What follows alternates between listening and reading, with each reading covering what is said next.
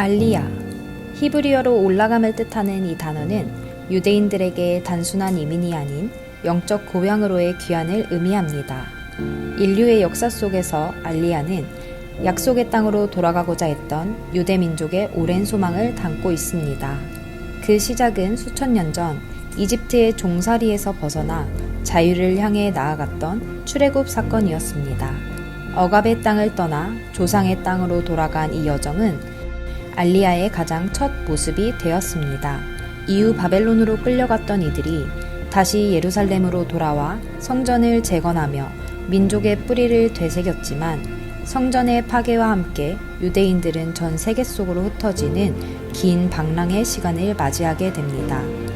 그럼에도 2000년의 유랑 속에서 그들은 매일 예루살렘을 향해 기도하며 돌아갈 날을 소망했습니다. 그리고 마침내 19세기 말, 오랜 기다림 끝에 역사는 다시 움직이기 시작합니다.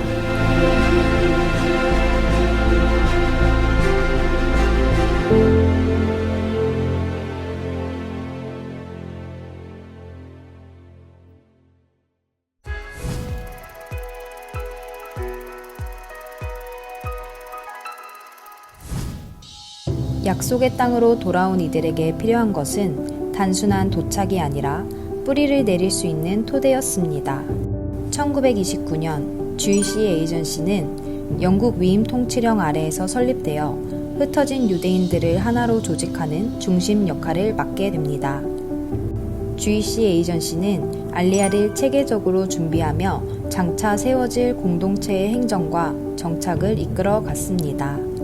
그러나 곧 유럽에는 어두운 그림자가 드리워집니다. 1930년대 나치 독일의 박해가 본격화되면서 수많은 유대인들의 생명은 심각한 위협에 놓이게 됩니다. 이 절박한 상황 속에서 주이시 에이전시는 유대인들을 구하기 위한 결단을 내립니다. 1933년 독일 당국과 맺은 하바라 협정은 생명을 살리기 위한 고통스러운 선택이었습니다. 이 협정을 통해 독일 유대인들은 제한적이나마 자산을 보존한 채 팔레스타인으로 이주할 수 있었고 약 5만 명의 생명이 새로운 땅에서 다시 삶을 시작할 수 있었습니다. 이는 당시 유대인 이주 자금의 상당 부분을 지켜낸 중요한 전환점이 되었습니다.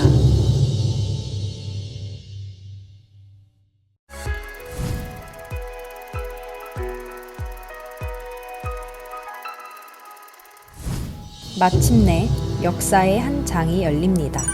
1948년 5월 14일 다비드 벤구리온은 텔아비브에서 이스라엘의 독립을 선언합니다. 오랜 유랑 끝에 세워진 이 국가는 전 세계에 흩어져 있던 유대인들에게 마침내 돌아올 수 있는 집이 되었고 귀환법을 통해 누구에게나 문을 열어두었습니다. 그러나 이 기쁨의 순간 뒤에는 깊은 상처가 남아 있었습니다.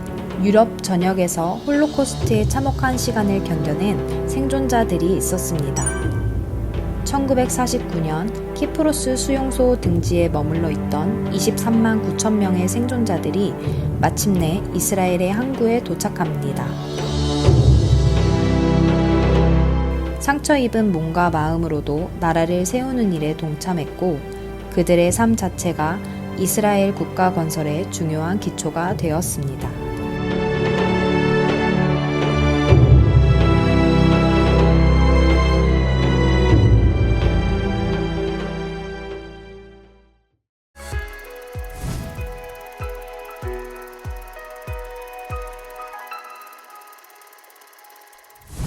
이스라엘 건국 이후에도 귀환의 여정은 계속되었습니다.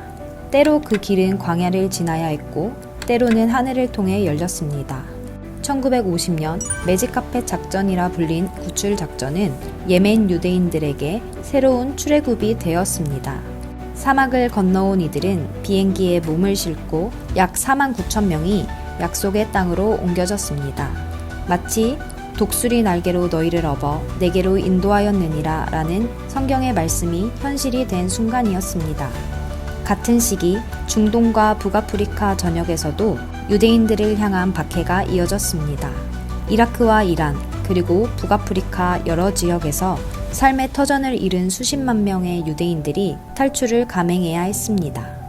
주이시 에이전시의 도움으로 그들은 하나둘 이스라엘에 도착했고 새로운 땅에서 다시 삶을 시작했습니다.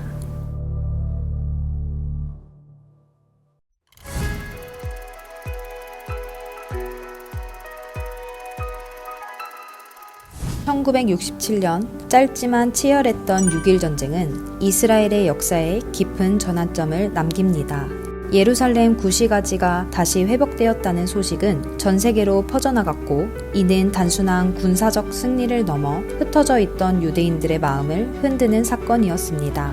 특히 서구 사회에 살고 있던 유대인들에게 이 승리는 잃어버렸던 정체성과 희망을 다시 일깨우는 계기가 되었습니다. 약속의 도성이 다시 하나로 이어졌다는 소식은 돌아가야 할 곳이 있다는 확신으로 이어졌고, 많은 이들이 자발적으로 알리야의 길에 오르기 시작했습니다. 전쟁의 승리는 끝이 아니라 새로운 시작이었습니다. 이스라엘은 더 이상 기억 속의 조국이 아니라 실제로 돌아가 살아갈 수 있는 나라가 되었고, 또 하나의 귀환의 물결이 조용히 그러나 분명하게 시작되었습니다.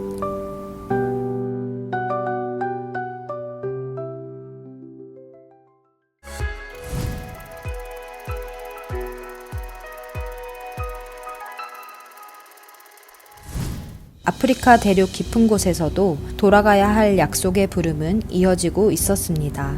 에티오피아에 살던 유대 공동체 베타 이스라엘은 오랜 세월 고립과 가난 속에서도 자신들의 정체성을 지켜왔습니다.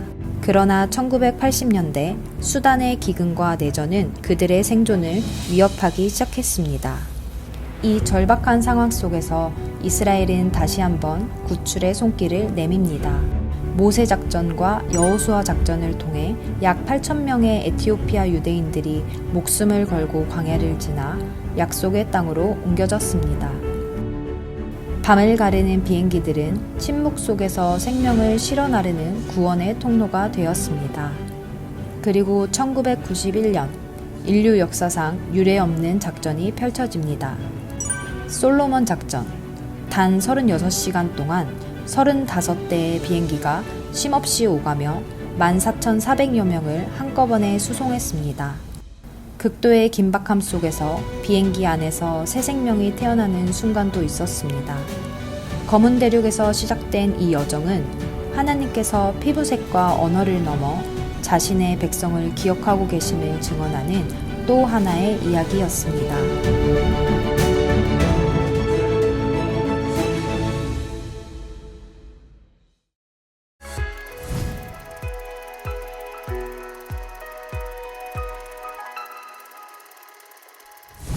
오랫동안 닫혀있던 문이 마침내 열리기 시작했습니다. 철의 장막이 무너지고 냉전의 시대가 막을 내리면서 돌아올 수 없을 것 같던 이들에게도 길이 열렸습니다. 무너진 베를린 장벽은 단지 하나의 상징이 아니라 귀환의 시작을 알리는 신호였습니다. 1980년대 후반부터 1990년대에 이르기까지 소련과 동유럽 전역에서 100만 명이 넘는 유대인들이 이스라엘로 향했습니다. 오랜 억압 속에서도 지식과 재능을 품고 있던 이들은 새로운 땅에서 다시 꿈을 펼치기 시작했습니다. 이들의 귀환은 이스라엘 사회에 큰 변화를 가져왔습니다. 과학과 기술, 예술과 학문의 영역에서 눈에 띄는 발전이 이어졌고, 이는 흔히 지적 알리야라 불리며 이스라엘의 미래를 이끄는 중요한 동력이 되었습니다. 닫혀있던 시대가 끝나자 또 하나의 약속의 물결이 힘차게 흘러 들어왔습니다.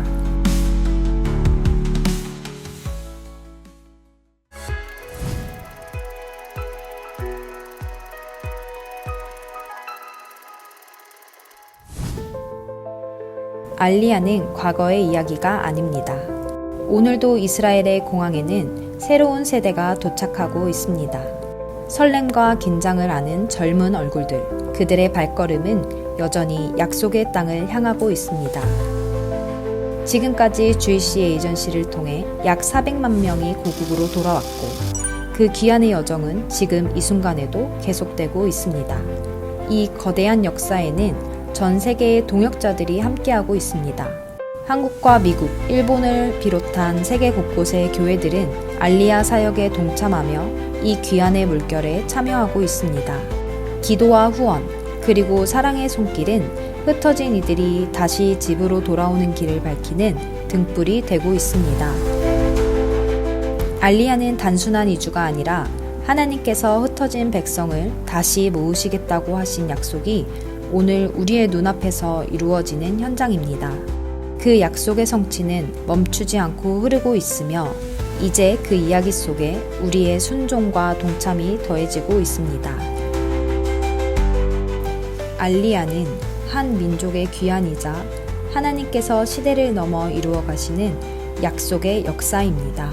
출애굽에서 시작된 이 여정은 흩어짐과 눈물의 시간을 지나 오늘도 새로운 생명과 희망으로 이어지고 있습니다. 흩어진 이들을 다시 부르시는 하나님의 손길은 지금 이 순간에도 멈추지 않고 있으며 그 거대한 이야기 속에 우리는 기도와 사랑으로 함께 동참하고 있습니다. 알리야는 끝나지 않았습니다. 하나님의 언약은 지금도 이루어지고 있습니다.